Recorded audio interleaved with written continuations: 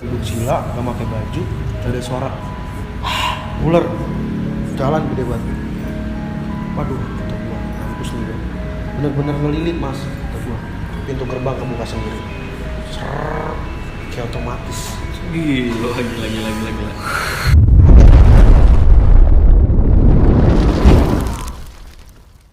Awal mula tadi di Banten mas ya? Awal mula gua di Banten mas. Ya. Jadi gua tuh awal kali ke Banten itu dapat kabar dari ada senior gua mas. Ya kan. Jadi gua ketemu orang tuh senior gua lah, gua bilangnya kan lebih atas dari gua. Ya. Dia ngasih tahu, lu hidup di jalan, lu sering buat keributan, lu jangan kosong-kosong banget. Kalau lu sering buat keributan di jalan, musuh lu banyak di jalan. Set, ngomongnya gitu mas, gue masukin dalam hati gua, benar juga. Akhirnya gue diajak ke suatu tempat yang itu jauh dari pemukiman orang, berkata pemukiman warga di atas gunung mas di Banten. Gue jalan ke sono kan, ngikut dia tuh. Itu gue dari rumah itu bawa duit sekitar 1 juta lebih mas. Cuma modal duit doang? Iya 1 juta lebih atau 2 juta gitu. Itu gue pertama jalan ke Banten mas. Dan di sana gue disuruh betapa. Asli.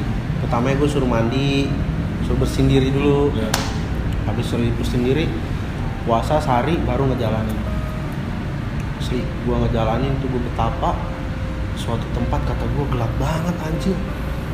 Di situ mas, mental gue teruji dalam dunia seperti itu. Karena kalau gue ngeliat setan bodo amat, biasa aja.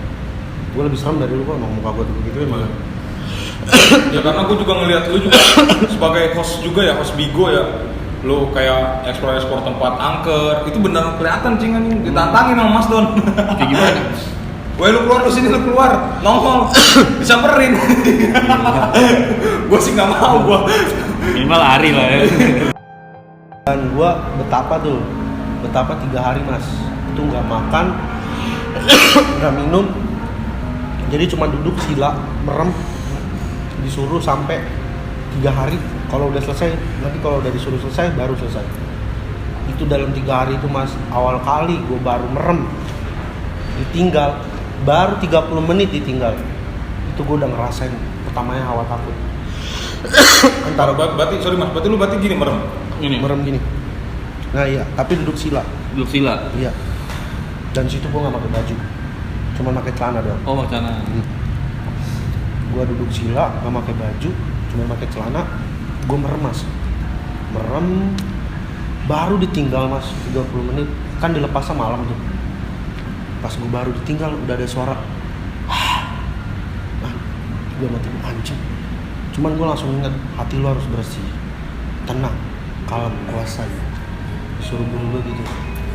Kira gue fokus lagi, gue cukup istighfar, astagfirullah.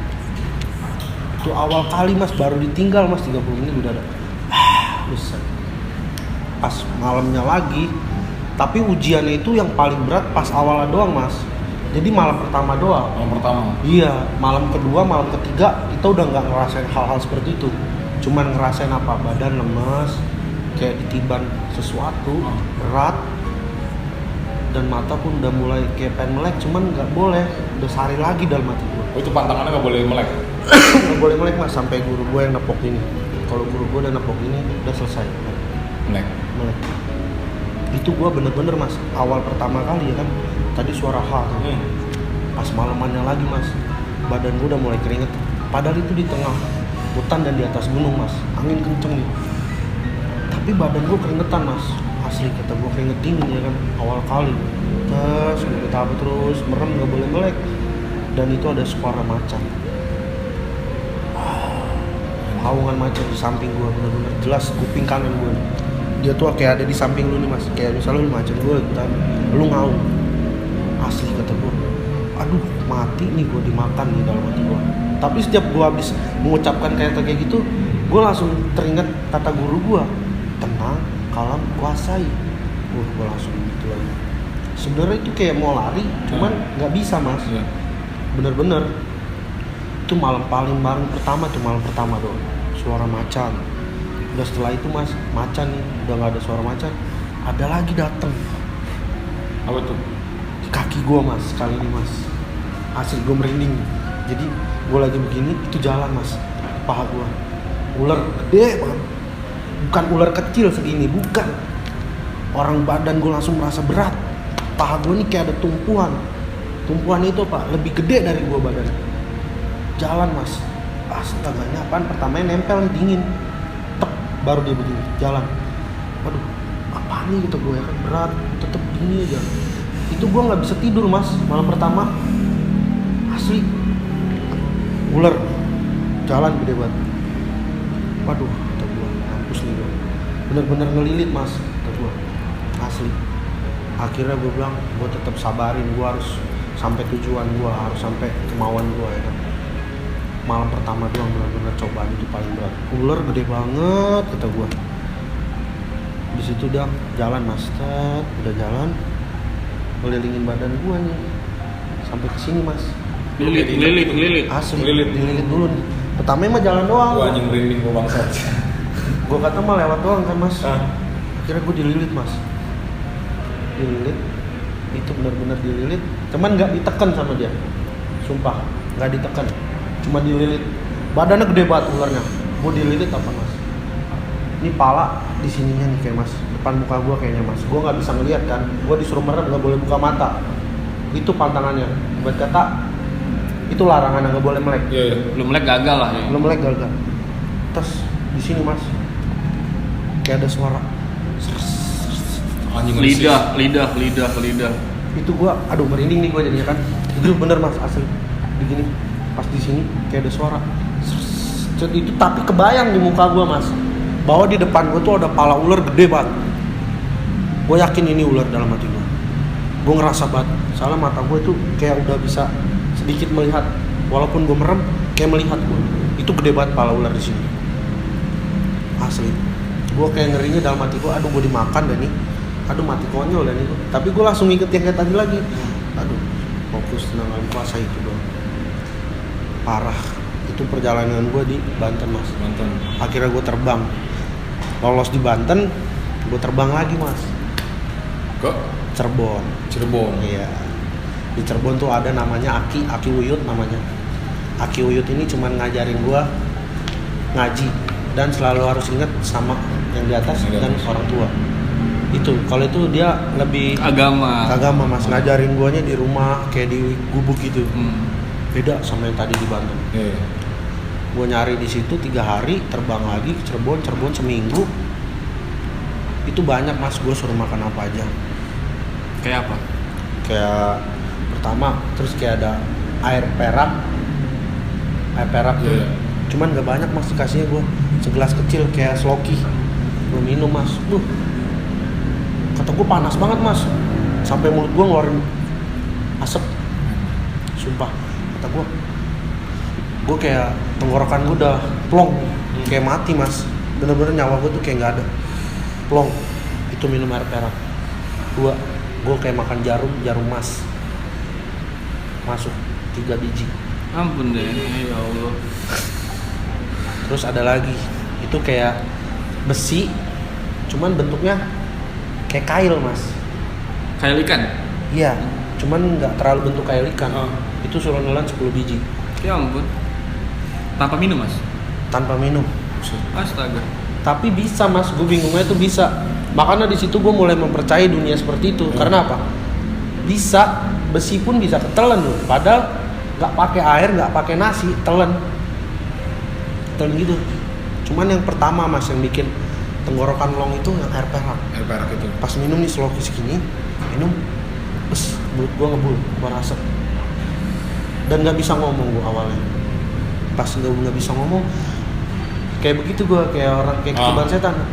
Langsung pengen ngomong kayak gagap. Iya, sama Aki Uyut diginiin. Bismillah. Langsung bisa ngomong gue. Baru tuh nelan yang besi sama yang tadi nggak apa-apa, nggak ngerasain apa-apa gue.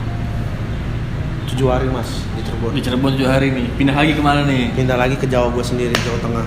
Sragen. Sragen, Jawa Tengah. Cuman di Sragen itu gue ketemu ternyata dulunya anak buah atau anak murid dari engkong gue sendiri.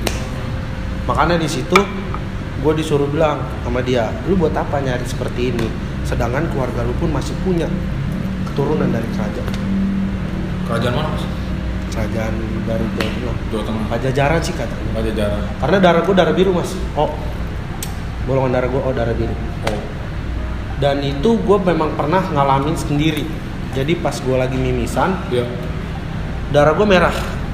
Pernah gue mimisan, darah gue merah mas. Tapi pas udah terakhir-terakhirnya tuh kan kayak ada darah kental tuh. Iya. Gue giniin kayak buang ingus, warnanya biru. Yang kentalnya itu malah warna biru. Asli mas. Asli. Bokap nyokap ngeliat semua. Karena di satu sisi itu pas gue balik itu gue sakit drop 5 hari apa 3 hari nggak sadar gue kurang tahu tuh. Karena kan nggak sadar. Tapi orang tua gue di situ nangis mas dia nggak berhenti. Di situ mulai menyerap mungkin kali ya. Apa karena yang tadi lu ceritain di balik kamera bahwa atas-atasan leluhur lu pengen anak seorang cowok dan lu? Nah itu bisa jadi juga sih. Jadi Berapa keluarga sih bang, Mas Don? gua kalau dari keluarga gua 3 bersaudara, 3 sama gua bersaudara. 4 ya jadinya ya, Ah. anak terakhir gua. Jadi engkong gua itu seorang pintar, Iya. kayak dulunya sering ngobatin orang, Iya, bisa iya. lah seperti Ah. orang bisa. Karena dia orang keturunan dari kerajaan. Nah di situ dia pengen punya cucu cowok dari keluarga emak gua nih. Cuman yang nongol selalu cewek nih, selalu cewek. Makanya pas nongol gua itu pesta mas, gede-gedean mas, asli.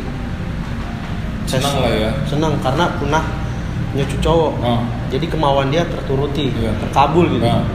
Pas terkabul pesta gede-gedean mas, potong kambing berapa biji gitu dulu. Dulu mah kan harga berharga banget itu, Iya. kambing. Ah. Pesta gede-gedean, gua anak cowok satu-satunya. Makanya tuh di situ bokap gua sebenarnya sudah dititipin kayak warisan atau sila-silaan gitu. Oh. Cuman bokap gua dulu tuh orangnya ceroboh mas. Sebelum mak gua jadi haji, bapak gua dulu sering minum, Oh. sering begitu dah Iya, iya. kelakuannya. Nah makanya itu nggak terawat, makanya itu hilang. Padahal warga sekitar pun juga tahu, karena pernah warga sekitar pun ngelihat dengan mata kepalanya sendiri, jelas itu real terjadi. Makanya kemarin gue belum lama gue ziarah mas ke makam kong gue, Ah. karena pas gue dari bebas itu gue udah punya niatan Iya. untuk ziarah ke makam gue, makam kong gue. Iya. Itu baru punya niatan mas, sumpah mas. Alhamdulillah hidup gue barokah, Ah. jalan terus, ngalir terus. Kayak tadi gue bilang, hidup seperti air ngalir, butuhkan banyak orang. Bener, gue datang nih ke makamnya mas, belum lama kemarin. Itu gue ngalamin hal-hal aneh banyak banget, Apa ya mas? banyak banget mas. Satu, gue pas pengen berangkat ke Gunung Lawu, itu lewat makam kong gue, itu gerbang ketutup mas, ketutup ya. Jadi kan makam nih masuk, Iya. kan ada gerbang begini tuh, Ah. itu ketutup. Pas gue berangkat ke Gunung Lawu, pulang lagi nih mas, habis dari Gunung Lawu pulang, mandi, makan di rumah gue yang di Jawa, gue berangkat lagi sama temen gue 4 orang. Emang gue dari Jakarta 4 orang aja. Berangkat lagi, dan di situ mas kejadian aneh, disambut benar-benar dengan baik depan mata. Bukan gue sendiri pun yang melihat, semuanya melihat. Pas baru datang nih jam 9 malam gue ziarah, itu pintu gerbang kebuka sendiri, ser, kayak otomatis. Gila, gila. Itu gue bener, dan hati gue langsung nih merinding gue, tapi gue sedih tuh. Alhamdulillah cucu datang, disambut dengan baik Mungkin kangen ya Bang. sama yang Iya. gue. Disambut dengan baik mas, buka sendiri mas. Ini tak. Akhirnya apa, dengan semangatnya gue langsung masuk, duduk berempat nih, sila. Itu mau bocah pada bantu doa juga. Gue bakarin wangi-wangian lah ya. Iya. Itu wangi-wangiannya banyak ya kan. Terus gue taburin bunga, terus gue doa. Habis itu gue doa mas, duduk sila ya kan semua, duduk sila. Itu hal terjadi aneh lagi mas. 4 kali hujan deres langsung berhenti. Awal, tahu kan hujan kalau deres kan kenceng tuh mas. Deres, tapi langsung berhenti. Sumpah. Tapi pas berhenti ada suara, gitu, kenceng banget, gitu. Pas hujan berhenti, hujan lagi mas. Terus ada suara lagi, langsung berhenti lagi.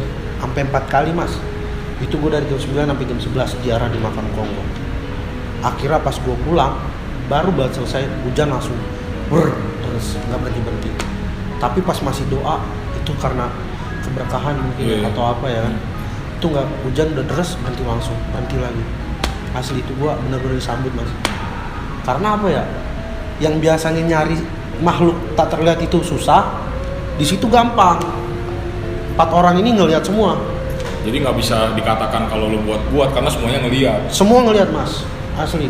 Nanti kalau misalnya ini bisa lu tanya ke teman gue sendiri. Iya. Jadi itu benar-benar 4 orang itu ngelihat. Yang satu dia melihat karena gue kasih tahu.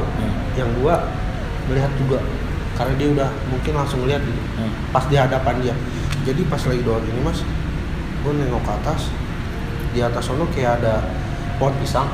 Dan sejajar itu sebelahnya. Gue ngeliatin dulu, tapi gue nengesin mas sambil zikir. Kok goyang? Tamai gue liat. Wah pas gue liat, wah hitam nih, nggak hijau, tapi putih. Wah pocong nih dalam hati gue. Sampai gue bilang, gue colek temen gue. Lihat di sono, ada pocong. Gue tunjuk mas, tapi mas, asli bener kan nggak boleh tunjuk ya? Gue tunjuk, orang refleks gue bilang gede banget anjing nggak. Kalau kayak kalau biasa orang lihat kan di YouTube kecil. Ya. Ini bener nyata real, gede banget ya. Tingginya mas kayak dari bawah sampai atas rumah. Gedenya 2 kali lipat dari gua. Serius mas, itu antara mungkin leluhur-leluhur di situ hadir atau penunggu situ hadir, nggak ngerti mas. Tapi dia nggak ngeganggu, cuman gini doang mas. Pas lagi doa itu nggak hilang mas, sampai benar-benar gua habis jarah baru hilang. Apa karena mereka pengen nunjukin gitu mas? Apa gimana? Kayaknya sih dia itu buat kata penunggu penjaga mas. Karena gue sempet dihantam juga. Awal baru masuk tuh gue dihantam. Kayak di pakai yang tidak terlihat. 3 kali gue dihantam. Tapi dalam hati, Assalamualaikum, saya hadir, saya datang untuk membesuk engkau. Mungkin di situ engkau saya langsung kesono juga kasih ngasih tahu gitu. Asli baru masuk mas, pas gerbang kebuka tusuk. Masalah itu 3 kali ketusuk, dan pas lagi zikir itu nggak hilang. Pas hilang pas selesai. Dan tuh saya bingung tuh mas, bingung sosok itu. Nah, saya diemin nih mas, ya kan, saya diemin. Ada lagi mas datang satu. Kalau itu kan di atas, ini di bawah. Kan ini kayak berempat gini nih ya. Nah di situ tuh deket banget nih, cuma 3 jengkal dari sini ke situ, 3 jengkal. Nenek-nenek muncul tiba-tiba. Asli. Kalau gua bohong, gua mati. Lagi gini lagi, zikir udah nggak fokus ke pocong, zikir baca sholawat, ada cewek di situ pakai baju putih, rambutnya panjang begini mas, tapi bongkok, dia begini bongkok kan, dan asli itu rambut kan gini mas, bongkok, itu pas banget bocah pada ngeliatin, dia nengok begini,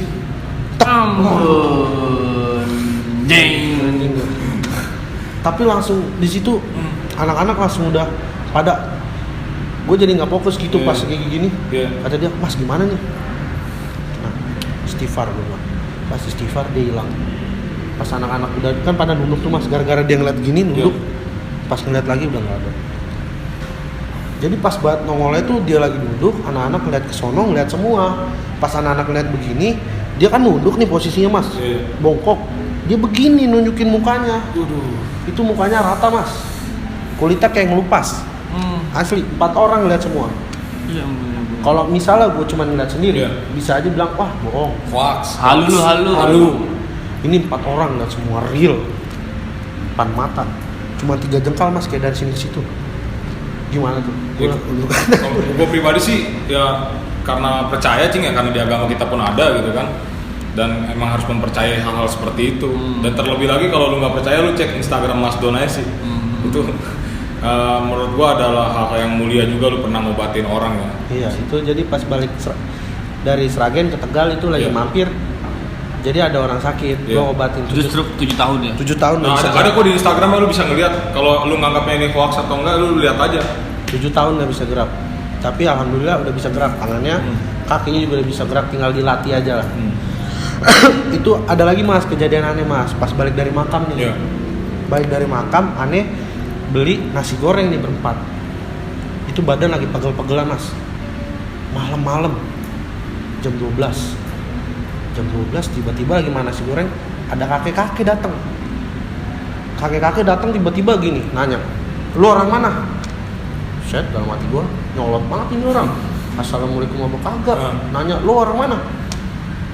Saya bilang kan, saya dari Ciledug, Tangerang. Tapi di sini lagi ziarah ke makam kong saya bilang. Saya asli Sragen. Rumah saya di situ di Batu Jamus gitu. Oh, dia duduk tuh mas, ngopi mas. Tiba-tiba kayaknya nih antara ini orang atau setan. Serius, tapi nyata gitu ngopi. Ikut ngobrol, nepak. Cuma nyata wujudnya kakek-kakek, orang gitu. Tapi dia nawarin mas, gini mas, lagi pegel ya, butuh urutan ya, lagi nyari tukang urut. Dia ngomong gitu mas. Ya Allah, demi Allah, demi Rasulullah, tanya nih 4 orang temen gua di jalan. Gue bilang, tukang urut mana ya? Tadi gue minta ngerokin temen gue bilang nggak bisa ngerokin. Kalau nggak bisa ngerokin jangan mas, nanti malah sakit. Ya di mana nyari tukang urut di sini? Kalau di Ciledug sih gue udah tahu, udah ada langganan gitu. Set, nongol mas, aki-aki mamal balik jalan, tukang nasi goreng. Tamanya nanya, lu orang mana? Konyol di dalam hati gue kan. Tapi gue istighfar, nggak boleh jadi orang ini. Akhirnya apa? Dia nawarin mas, badannya lagi pegel ya, mau diurut. Saya tukang urut, set gue. Kata gue nih orang setan apa bener orang nih? Terus pas ngurut mas, ngurut, gue bawa ke rumahnya mas. Gue naik mobil, gue suruh buntutin gue ke rumah gue. Dan itu mistis mas, pas di rumah gue orang itu mistis, asli. Permintaan aneh-aneh. Diurut, habis ngurut nih, temen gue mau ngurut juga, langsung dibablas mas. Bablas gimana? Gak ada capek-capeknya ngurut orang lagi, ngurut temen gue lagi. Dan itu apa? Minta pisang hijau. Nah, dari segi permintaannya ada aneh ya? Minta pisang Orang hijau kan mas. urut normal kan diberi gocap. Iya. Rokok ya kan? Duit kasih mas sama gue. Cuman dia minta pisang hijau. Terus Sama, akhirnya? sama gue disuruh ngasih apa? Suruh ngerokok-rokoknya dia. Lah, gue punya rokok. Ngapain gue suruh ngerokok dia? Dalam hati gue nih orang bingung nih gue, bingung nih gue.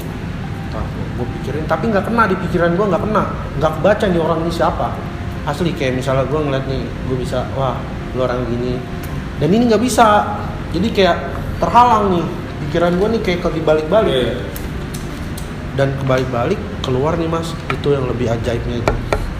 Naik motor, gue liatin nih dari depan pintu kan, naik motor jalan, tak, nggak ada, anjing nggak tuh. Serius mas, gue langsung apaan? Wah edan, gue bilang, gue masuk langsung tutup pintu. Gue langsung mikir ini orang siapa aslinya nih, kepangkong gue apa gimana nih nama gue. Masalahnya habis ngurut mas, 2 orang merokok sebatang, ngopi hitam aja nggak wajar, masih panas, habis setenguk doang habis. Pas gue tungguin keluar pintu kan, gue liatin kan masih kepantau nih sama kita nih ya, masih ada jalannya kan. Set, lampu motor masih ada mas, tiba-tiba hilang. Gua antara itu gua halu atau bener, karena memang real nyata gua alami, asli. Gua nggak bohong. Tapi itu berbentuk manusia normal ya mas? Bener-bener manusia normal. Tapi gua bilang antara itu manusia atau goib, karena apa? Dari awal gua datang ke situ aja, untuk ziarah aja udah banyak hal-hal aneh terjadi. Serius mas. Terus juga pas gua berangkat ke gunung itu dapat sesuatu juga. Apa? Kayak batu, cuman dia bersinar. Pas gue lagi di air terjun itu mas, gue untuk ke gunung itu anjir hampir mati gue di perjalanan, saking gak kuatnya, anak tangga banyak banget. Tapi dapat oleh-oleh itu sama bulu, ada kayak orang bilang bulu perindu ya. Itu gue nggak narik mas, nggak narik kayak orang bilang narik pusaka, enggak, bener-bener ada sendiri gitu. Gue kata ini air terjun nih, sampingnya kayak ada pinggiran mas. Itu di air kayak air cetek tuh kayak ada yang gerak-gerak begini mas, segumpelan gini nih. Oh ya, bulu bergerak, itu ya? iya, bergerak gitu. Tapi segumpelan, dia muter-muter. Pas gua angkat, di sini gua apaan gerak-gerak begini, muter-muter. Wah gila nih akar hidup nih, gua bilang bulu perindu nih kayaknya. Gua bawa balik. Habis dari situ baru di perjalanan ada ular kobra 2. Kan sebelumnya gue foto di patungnya, cuman ketemu ular aslinya, gue langkain mas, cuman alhamdulillah untung nggak dipatok, itu buntutnya keinjek sama gue langkain, cuman gue injek, untung nggak matok, Karena memang datang gue niat situ niat baik untuk membersihin badan doang. Dia kata pengen ngerasain alam, pengen menyatu sama alam. Asli itu ular. Tapi yang bingung nih, ular ini matanya nggak kayak orang ular biasa, hewan biasa gitu. Dia mengeluarkan cahaya putih mas. Dua-duanya. Asli. Cuman gue langsung kabur. Gue nggak berani kalau lagi gunung gitu. Nah, ada fotonya nanti pas lagi megang ular itu ya. Nah kalau itu kan patungnya doang tuh. Nah abis itu ketemu aslinya. Cuman nggak gede segini nih. Panjang. Injek sama gue. Gue langsung maaf gue benar. Dalam hati gue maaf. Nggak sengaja benar. Matanya nyala mas. Dalam arti abis ngucap matanya nyala. Asli itu perjalanan gue yang paling. Berarti bisa gue simpulin Mas Don tuh udah sering banyak banget ya ketemu hal-hal mistis. Iya. Yang nggak wajar yang di luar logika lah. Dan gue mau ngasih tau juga Mas Don ini punya sebuah padepokan. Nama padepokannya Naga Putih Mas ya. Naga Putih. Kenapa Mas Naga Putih? Kalau padepokan suatu perkumpulan ya. Iya. Kayak kekeluargaan. Kalau naga itu melambangkan naga itu hoki, putih itu suci mas. Naga itu hoki, putih itu suci. Makanya gue pakai nama naga putih karena hoki dan suci. Karena suci itu ya bersih. Dan itu Mas Don sendiri yang ngediriin ya? Ngedirin sendiri mas. Ada berapa anggota Mas? Kalau buat anggota sih ya, untuk sampai saat ini jalan 2 bulan itu udah hampir 400-an mas. Gila. Itu satu Indonesia Mas? Iya dari berbagai daerah. Pulau Jawa, di luar Pulau Jawa banyak? Ada Sumatera, Dan Kalimantan, Aceh ada. Tapi dia belum sempat main di sini. Terakhir itu yang main ke rumah gue tuh cuman orang Kalimantan. Tadi yang gue cerita ya. Iya. Itu orang Kalimantan. Dan itu base camp ya namanya Mas? Apa ya? Rumah sih. Rumah ya? Tempat singgah. Tempat singgah padepokannya Naga Putih di mana Mas? Di rumah gue sendiri. Jadi gue juga boleh kasih tau nggak? Ini siapa tahu Mas ada yang pengen konsultasi. Kan lu tadi sempat bilang ya kalau lu DM-in nggak enak lah, mendingan lu datang aja gitu ya. Siapa tahu ada yang mau silaturahmi Mas Don. Kalau misalnya buat kalian nih yang kayak untuk kayak konsultasi, pengobatan bisa langsung ke rumah aja. Gak apa-apa. Gue welcome sama siapa aja. Dan gue nggak minta biaya kayak harus dipatokin 1 juta, 2 juta enggak. Insya Allah. Kalau lu mau ngasih silakan, enggak masalah. Itu gue. Gue bisa pastiin Mas Don orangnya welcome banget. Asli, soalnya gue aja disambut banget. Disambut banget kita juga. Terus arahnya kemana Mas padepokan Naga Putih itu? Sorry ya Mas ya. Iya. Gak apa-apa. Takut gue menyinggung.